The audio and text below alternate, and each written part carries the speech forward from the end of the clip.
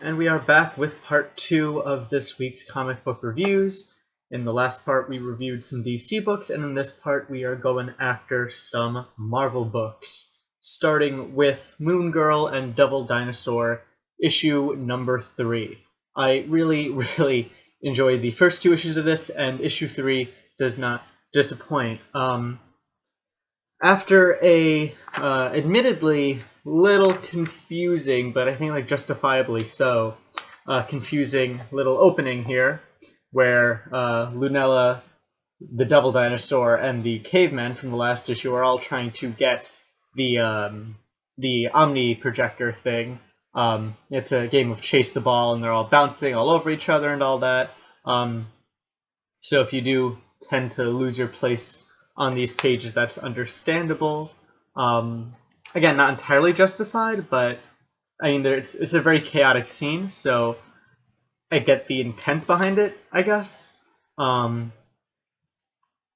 after that whole affair, they end up losing the Omni projector, and Lunella has a little yell at Devil Dinosaur, and I don't know, I like these scenes where Devil Dinosaur just turns out to be like Clifford the Big Red Dog, and you can almost hear him pouting in these sorts of things, and I just think they're really effective at sympathizing this 20-foot dinosaur.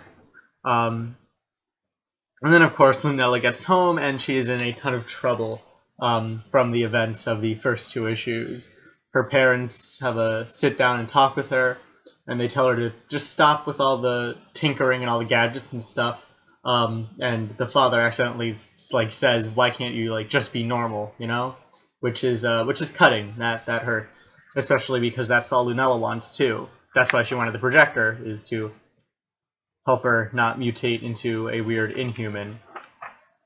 We also have a scene of her still in school, still getting bullied by people, and we find out that she is, even after yelling at him, she is still working with Devil Dinosaur, still keeping him in her under-school laboratory, which is cool. Reminds me a lot of Dexter's Lab. And it's just neat that even though they have their arguments, she still sees how Devil Dinosaur is useful to her. You know, she doesn't just give up on him because he's a big dumb dino.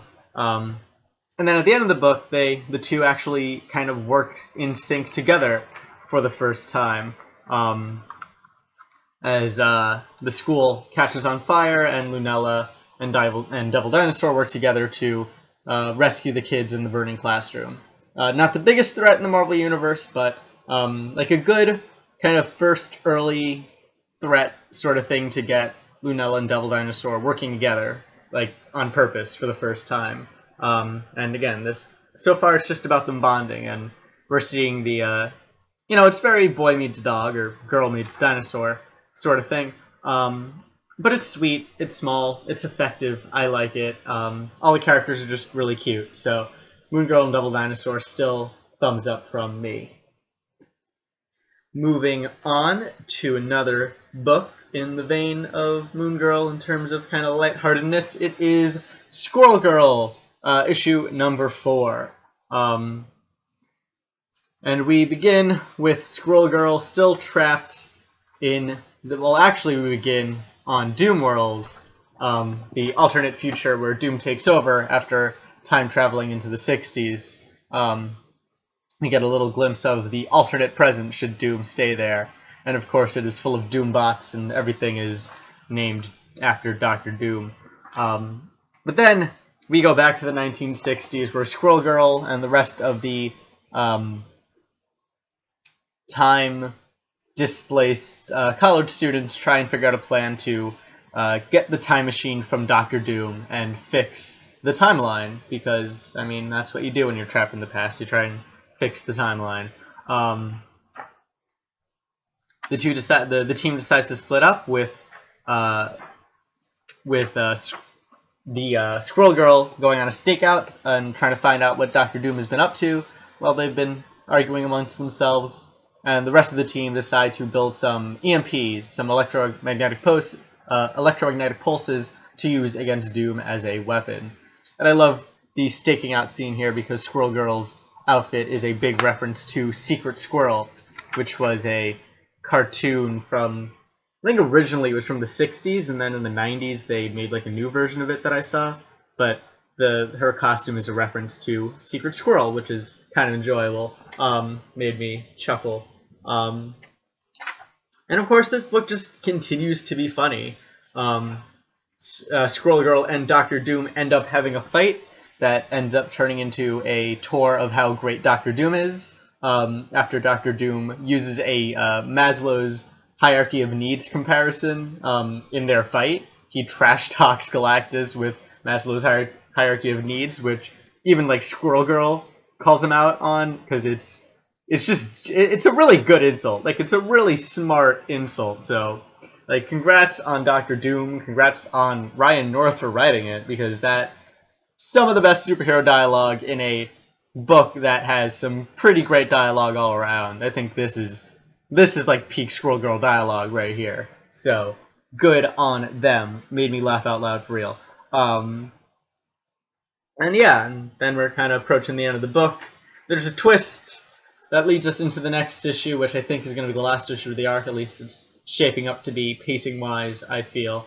So yeah, Squirrel Girl continues to be one of, if not the best book that Marvel is doing right now. Just completely enjoyable all around. Nothing wrong with it. Fun, lighthearted, fun.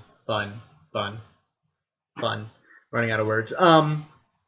Moving on, kind of a tonal shift now on to Daredevil, issue number 3, which I think is probably the strongest issue of the comics so far, or at least it's the most kind of actiony. We're finally getting to a faster bit in the comic.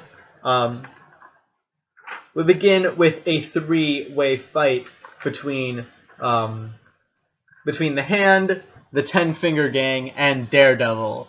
And of course, Daredevil considers just waiting it out and letting the two evil parties fight against each other, but being as he is a hero, he decides he has to get in the middle and save everybody. And this is just a really effective splash page. This is just great. I have not really enjoyed the art in the Daredevil book so far, but this page is just jaw-dropping, I think. Just really, really cool looking. It's very Miller-esque, I think, in terms of just the use of dark, the use of black, and then the red striking. It's but yeah, just super cool, super effective. Really love this splash page. So they have a quick fight, yada yada yada. Don't want to spoil too much of how it ends. Needless to say, this arc is not completely resolved by the end of this issue. Or at least that's all I'll say. Not needless to say, but that's all I'll say about it.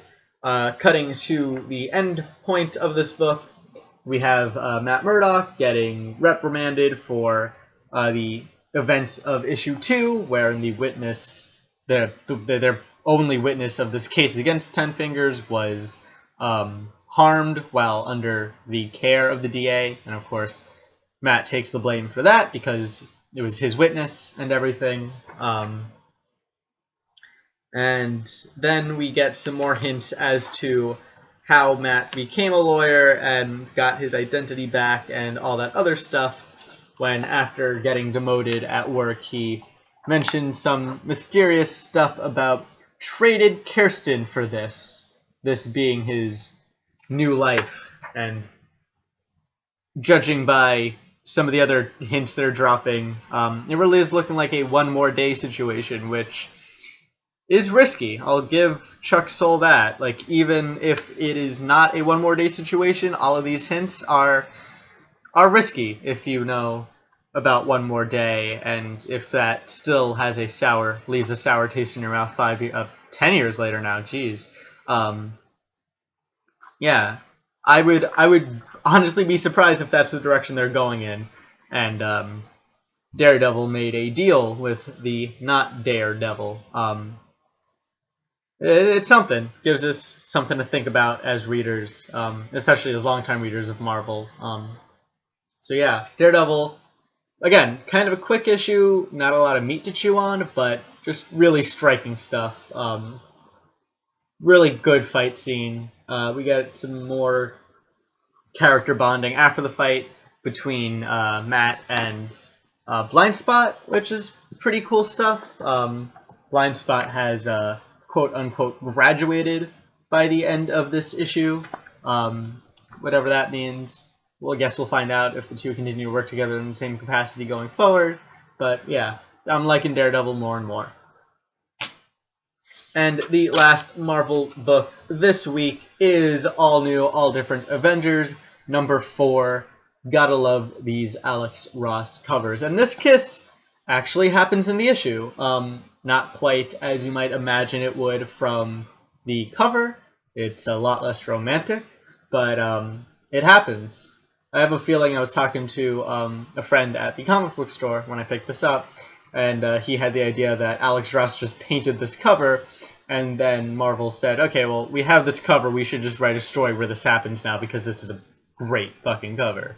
So, even if that is how it happened, they came out with a pretty good issue.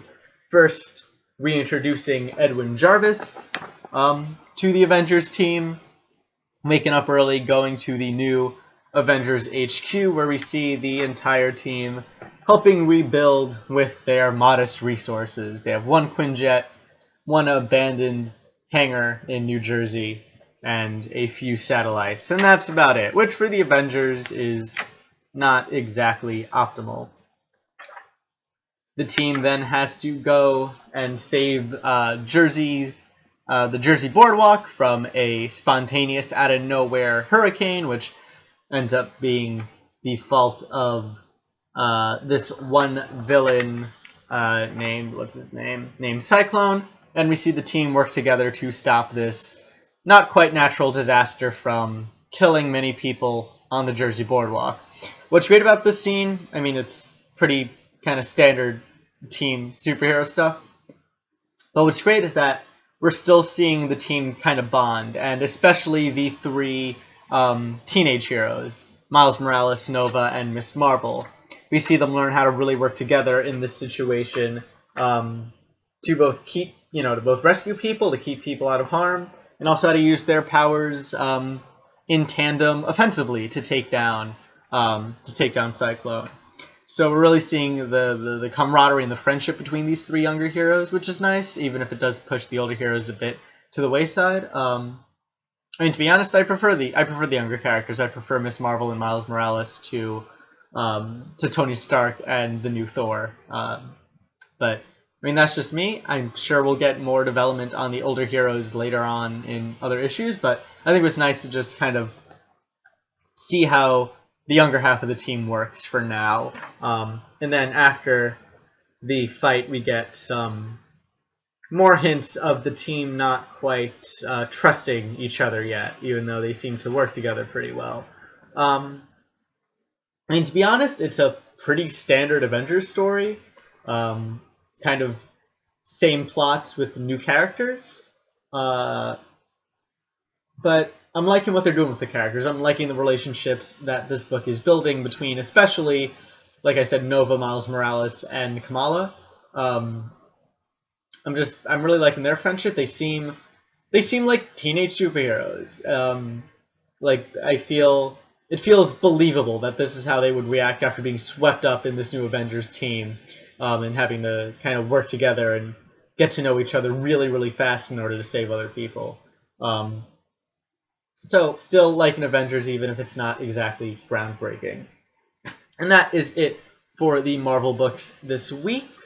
Thank you for watching. I hope you enjoyed. If you did, please like the video. If you want to, please subscribe. Any comments, questions, anything whatsoever, leave them in the description. I will try and get to them.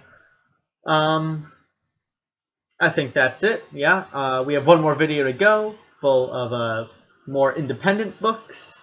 Actually, they're all Image, so all independent books, or at least creator-owned. Not quite sure what the proper nomenclature is. But we have 3 more books to review this week, so I hope you stick around and watch that. If not, thank you for watching this video, and I hope that you will join me for some more comic book reviews in the future. Don't know why I said that all weird this time.